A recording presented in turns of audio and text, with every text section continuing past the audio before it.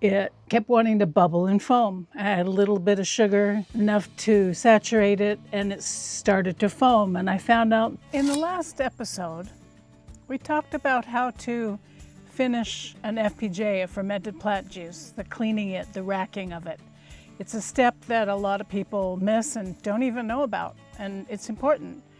And I mentioned that I found a big problem and learned how to solve it.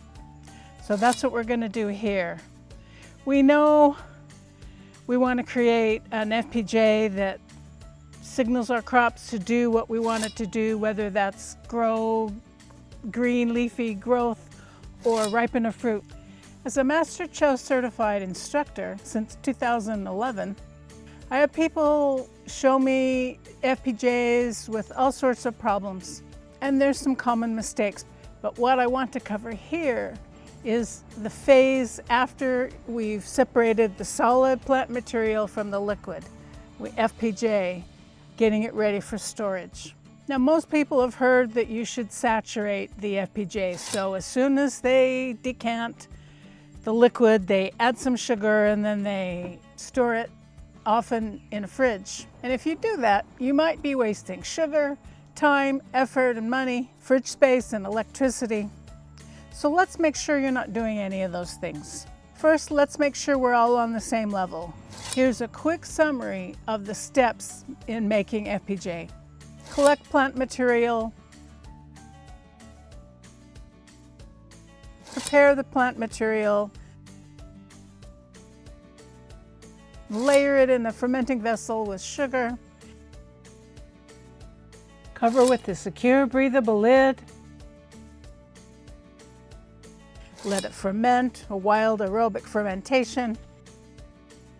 So we separate liquid from solid. And then these are the steps most people miss. You want it to settle out. You want all the sediment to come to the bottom so that you can clean that off. Now that's a problem because the biosludge on the bottom is full of protease enzymes. Think of them as little scissors that go through and they cut up all the biology that you've carefully collected and fermented. And you put it on your plants and then you think, well, I expected more from this. Is this all that it has to give? It might be because you're not cleaning your solution, you're not racking it, and those proteolytic enzymes in the biosludge are cutting up all of your important chemistry. What I noticed was a different problem. I was properly cleaning my FPJs, but I had one batch, it was a pumpkin FPJ, and I saturated it with sugar and, made sure there was little crystals in the bottom. And I walked away and I came back the next day probably, and it had foamed up and it was active again and it was bubbling again. And so I added more sugar and they added more and more sugar. And the more I added, the foamier it got, and it started to get a real alcoholic smell, but not in a good way. And it was the first FPJ I ever had to toss. I recently started having the same issue, and I decided it was time that I find out what's going on. I am a biologist after all. So I looked into the biology and I found something interesting. I found something called osmophilic organisms. When your FPJ has an osmophilic organism, it will consume as much sugar as you feed it. What's supposed to happen is you add the sugar, it binds up all the water molecules, and without water, life goes to sleep or dies because water needs life. But this wasn't happening. The more sugar I would feed it, the more alive it would become. Head scratcher. So I found out about osmophilic yeast, and what they have is a very interesting biology. And I found that the most likely culprit is an osmophilic yeast.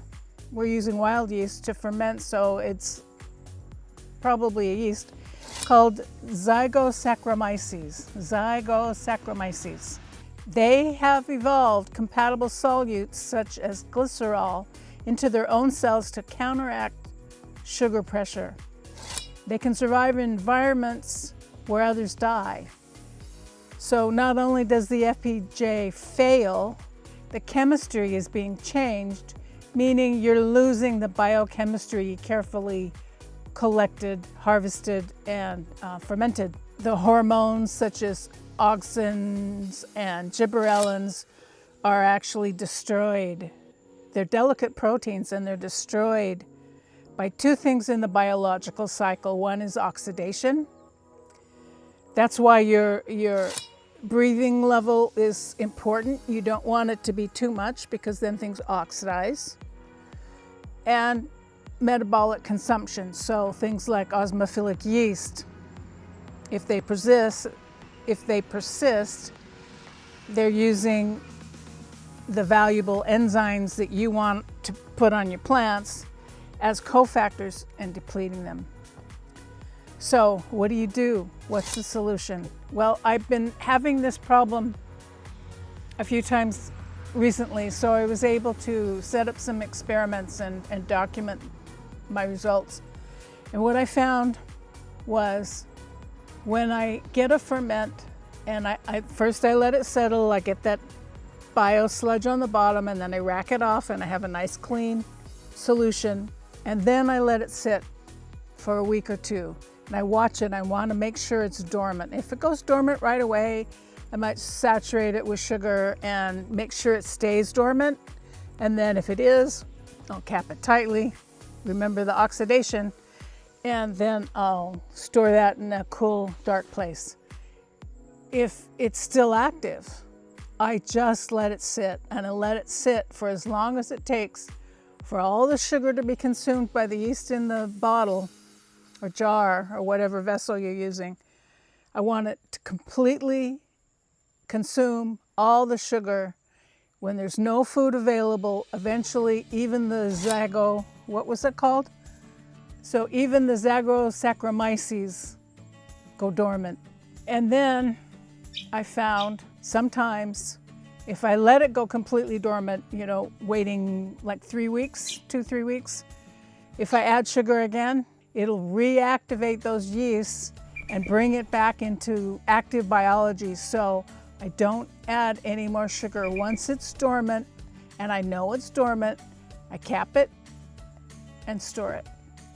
And so that's how I deal with it. I make sure there's no sugar to feed those crazy Saccharomyces. And I wonder, a lot of people put their inputs in fridges. I wonder if that's one of the reasons why they do it, because they can't get a full dormancy. The sugar is supposed to do it, but it doesn't always do it, and this is probably the leading reason why. And keep in mind, if you're cold crashing it and putting it in the fridge, that's not going to stop the biology, it just slows it down. And so you've got, these little proteolytic, enzymatic things going on, and it's degrading your biology, it's degrading the quality, the reason you collected and made this ferment in the first place. In the fridge, it just does it really, really slow. I've even heard advice to put alcohol in it, and now that will stop the biology, but you've changed the chemistry. And since FPJ is a biochemical signaling agent, it tells the plants what to do through the biochemistry, the hormones, enzymes, cofactors. You don't want to change it. You want to keep it as intact as possible. So if you're having trouble with this issue, just let it sit. Let all the sugar be consumed and let me know how it goes. Peace and aloha.